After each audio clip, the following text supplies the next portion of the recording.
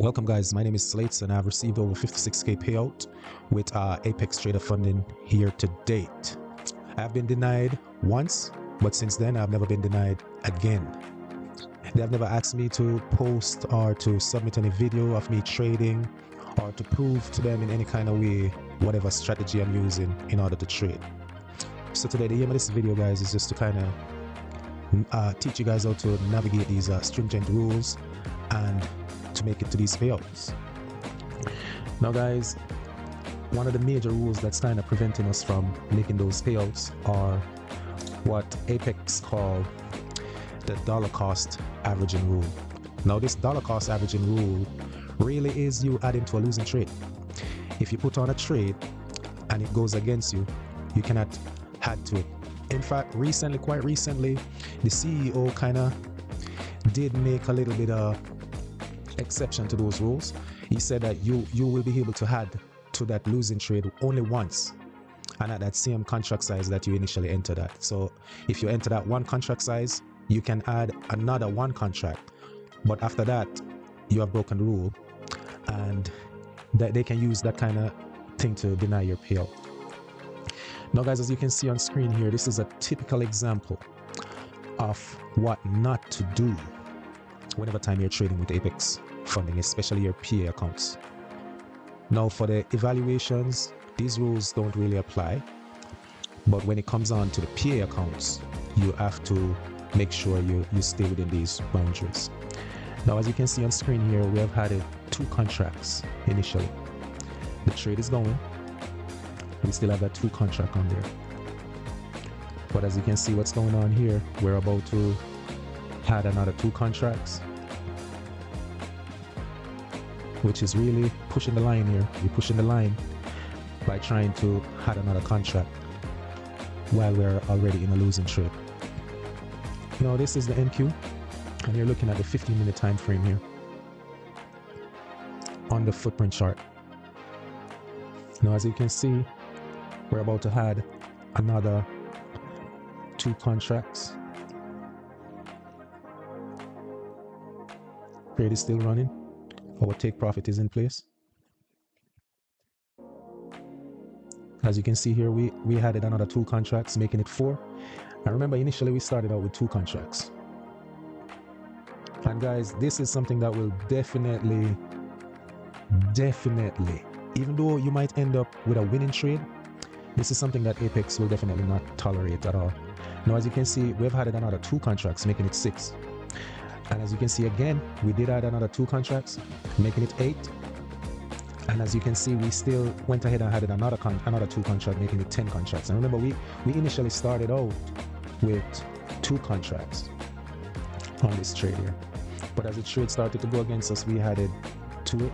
And I'm pretty sure a lot of people will not agree with this rule because, you know, it's a strategy. It's a strategy, and a lot of people trade like that. So now we are up to 14 contracts, guys. We added another 4 contracts. And the trade is still running.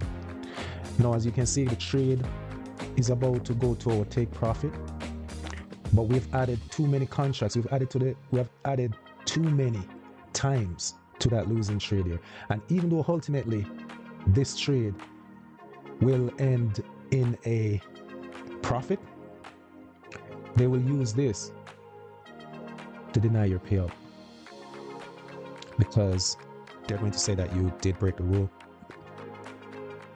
Now as you can see, we're in profit. 5,000, 5,000, 4,000. Trade closes. We close the trade in profit. So yeah, as you can see here guys, that was a profitable trade, but we did break all of those DCA rules. We did break the DCA rule there, and as a result of that, Apex will use that to deny your payout. So whatever you do guys, just make sure you avoid making that mistake there. If you enter the trade, you want to enter at a certain contract size. For example, if you enter with 2 contracts, you want to just set your take profit and set your stop loss. That's it. Quite simple. If we're going against that, it's against their rules, and they'll definitely use it to deny your payout. So guys, the 30% consistency rule, that's another thing. So whenever time you're trading, you want to be mindful of this consistency rule here. And this is why even the DCA rule I try my best not to partake in that or try not to add to my trades. I just make sure that whatever I enter, whatever contract size I enter at, that's what I'm closing out at. I'm not trying to add to them or anything. It's either it's a winning trade or it's a losing trade, because that can also mess with your consistency. Because if this day you come in and you make 40% of your overall profit, and then the next day you're making like 10% and 10% for the other days, at the end of the day you might defy that 30% consistency rule, because you have one trading day that's way above 30% of your overall profit, and they can also use that to deny your payout as well. So you want to try your best to stay within these parameters here. My suggestion would be to just go for base hits. You know, if you, for instance, if you have a 150k account, base hits on those, if you make $500 each day, you'll be good. You know, 500, shut it down and be done for the day. Come back tomorrow. Now the flipping rule. This is another rule that they can use to deny your payout as well. And as they say on here, they don't want you to flip for a maximum of 20%. You cannot flip 20%. As it says here, max 20% flipping rule. Any kind of flipping cannot make up more than 20% of the trader's trading days. Remember, Apex want to see traders who are consistent using day-to-day trading systems. Day-to-day trading systems, guys. And I know a lot of people will just totally disagree with that, because some days can be good, some days can be bad. You know, depending on how you look at it. The strategy might work today, tomorrow it might not. But you just want to ensure that when it comes down to flipping, they allow, you can flip one day. Like for one trading day, that I think they will kind of let you go through with that. But if you start to flip over those days, over 1 or 2, 3 days just flipping because you have already made that amount, you have two things that's against you now. You have the consistency rule that's against you, and then you have the flipping that's against you. So you want to try your best to avoid that. And as I said before, just go for basics daily, shut it down, come back the next day.